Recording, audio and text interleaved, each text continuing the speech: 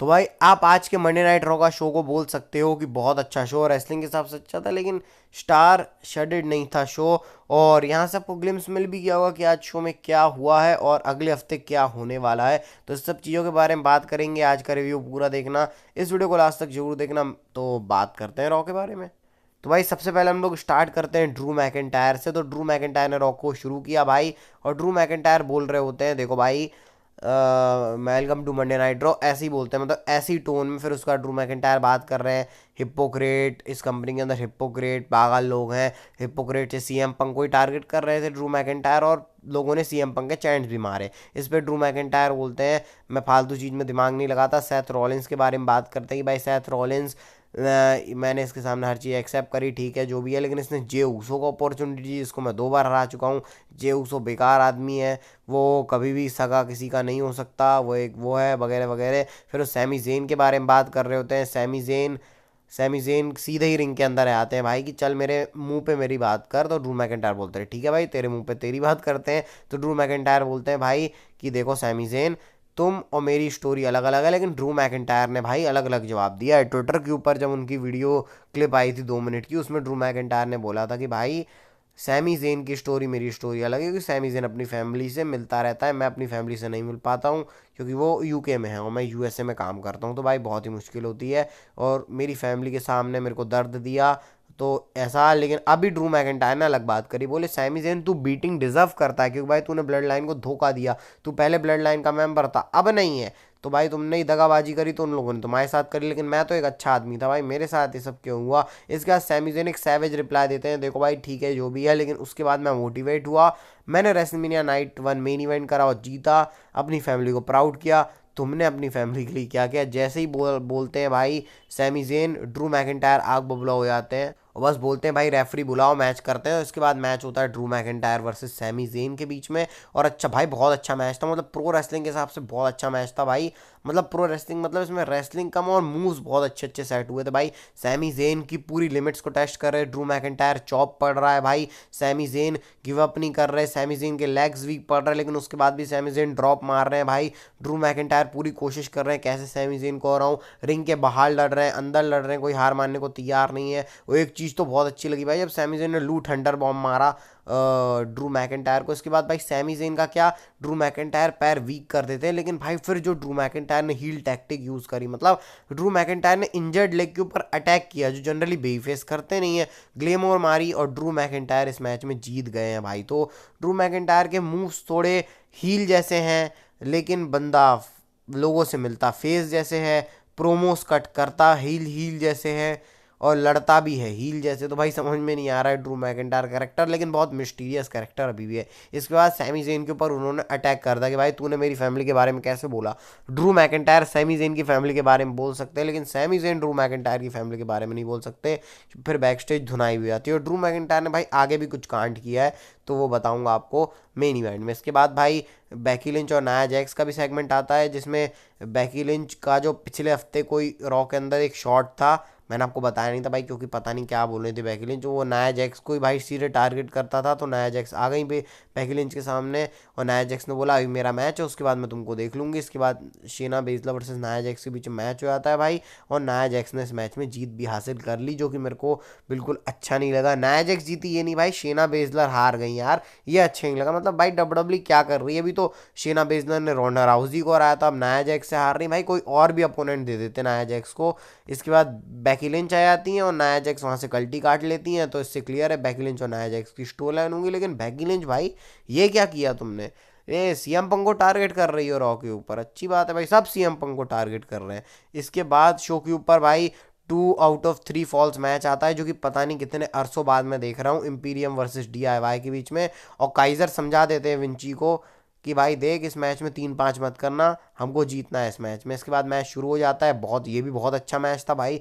इसमें लियोवानी विंची ने मेरे को पूरे मैच में सबसे ज़्यादा इंप्रेस किया भाई। टोमासो चिम्पा, जॉनी गारगैनो, काइजर, इनकी तो हम रेसलिंग एबिलिटी जानते हैं भाई। जो जॉनी गारगैनो ने रोप से कूद के ऊपर वाली टर्न बगल से जो डाइव मारी है, बहुत ही मस्त लगी थी। इसके बाद भाई पहला फॉल हो जाता है, इंपीरियम मतलब रोल अप करके लियोवानी विंची रोल अप कर देते हैं, और हो जाता है फॉल। फिर दूसरा फॉल लेती है डीआईवाई की टीम, वो भी रोल अप से करती है कि भाई काइजर का पैर पकड़ लेते हैं चैंपा और विंची को रोल अप कर देते हैं जॉनी गार्गनो। उसके बाद भाई 1-1 की सिचुएशन हो जाती है। फिर इनके बीच में मैच चल रहा है, किक्स हो रही हैं भाई, पूरा डीआईवाई की किक ट्राई कर रहे हैं, लेकिन जाते जाते डीआईवाई ने काम कर दिया भाई, और बस इस मैच में डीआईवाई जीत गई है और हार गई है एम्पीरियम। तो बस काइजर और लियोवानी विंची बोल रहे थे कि भाई गंथर को क्या जवाब देगा, तो स्टिल एम्पीरियम के बीच में टेंशंस दिखा रही है हमको डब्ल्यूडब्ल्यूई।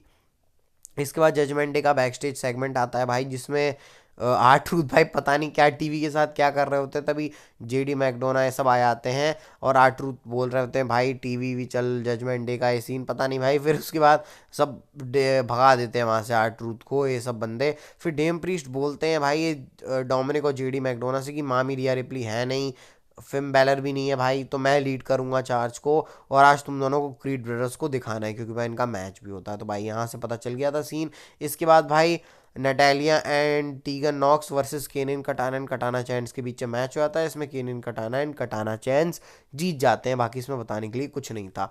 इसके बाद आता है कोडी रोड्स का प्रोमो, हमारे ज्ञानी बाबा का प्रोमो, जिसमें कोडी रोड्स आते हैं रिंग के अंदर और बात कर रहे होते हैं शिंसके नाकामुरा की। हर कोई बोलता है कि भाई उसकी गलती है, उसने अटैक किया, लेकिन कोडी रोड्स उल्टा कहते हैं भाई। कोडी रोड्स कहते हैं मेरी गलती थी, जो शिंसके नाकामुरा ने हिंट्स दिए मैं उसको पकड़ नहीं पाया। तो भाई शिंसके नाकामुरा देखो, हमारे पास दो रास्ते हैं, पहला कि तुम यहाँ आओ रिंग के अंदर एक्सप्लेन करो तुमने ये सब क्यों किया, दूसरी चीज 1-on-1 मैच करो। और फिर कोडी रोड्स पूरे चारों तरफ देख रहे होते क्योंकि वही काली लाइट आ जाती है, पूरा बंद एरिना। कोडी रोड्स सोचे शिंसके नाकामुरा पीछे से अटैक करेगा और फिर जो मस्त वीडियो पैकेज आती है शिंसके नाकामुरा की तरफ से, भाई ये क्या वीडियो पैकेज थी, मतलब एक्सप्लेनेशन ऐसा चाहिए भाई कि जापानीज आदमी को समझ में नहीं आ रही लेकिन फिर भी समझ में आ रही। मतलब ये जो सब टाइटल है इनसे भाई ऐसा लग रहा था प्योर मैं मूवी देख रहा हूँ। शिंसके नाकामुरा बताते हैं कि भाई हम दोनों का पाथवे सेम है। आपको याद होगा शिंसके नाकामुरा ने रॉयल रंबल जीता था और रेसलमेनिया में एजे स्टाइल से हारे थे।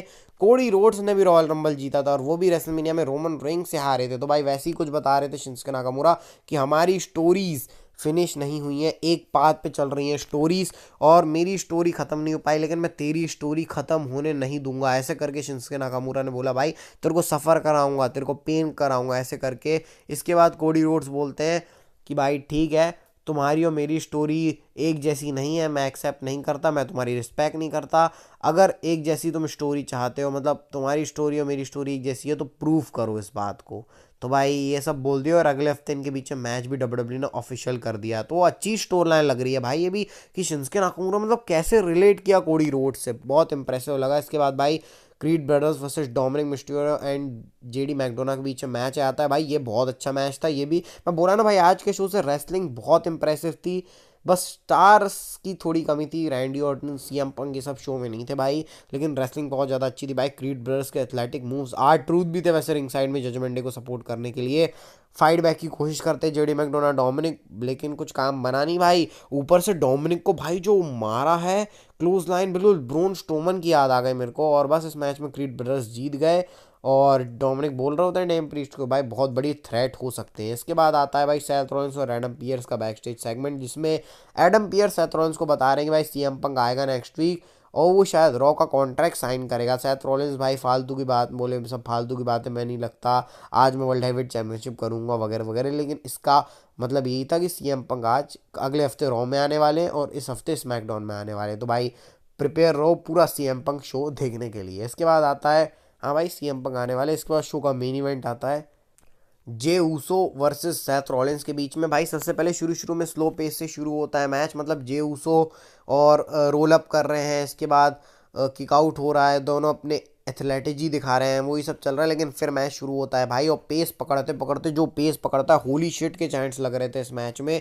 जे ऊसो पूरी ट्राई कर रहे हैं सेथ रॉलिंस को मारने का, पंच लगता है, मतलब जे ऊसो जो पंच मारते हैं हीट के चांस लगते हैं। और उमागा को डेडिकेट किया था जे ऊसो ने मैच, क्योंकि भाई उमागा अभी अभी उनकी पासिंग डेट निकल के गई है। तो भाई इसके बाद जे ऊसो पेटिगरी मारते हैं प्रो, और भाई सॉरी जे ऊसो कैसे पेटिगरी मारेंगे, सेथ रॉलिंस पेटिगरी मारते हैं, वो मारने नहीं देते। इसके बाद buckle bomb Jey Uso reverse करते हैं और डीडीटी जो लगाई बकल बॉम्ब रिवर्स करके बहुत इंप्रेसिव लगा भाई। इसके बाद सेथ रॉलिंस अपना मामला जो उनका है पेडिग्री, उसको जे उसो किक आउट कर देते हैं। जे उसो स्प्लैश मारते हैं, किक आउट, स्पीयर मारते हैं, फिर स्प्लैश मारते हैं। ऐसा लगा जे उसो जीत गए, लेकिन फिर किक आउट करते हैं सेथ रॉलिंस। मतलब जे उसो की पूरी लिमिट टेस्ट करी सेथ रॉलिंस ने, और फिर जे उसो को पड़ जाता है स्टॉम्प, और बस भाई फिर खेला हो गया। सेथ रॉलिंस जीत गए इस मैच को, और बहुत अच्छा मैच था भाई, बहुत बढ़िया मैच था। ऐसा सोचा था जे उसो सेथ रॉलिंस से, वैसे ही था।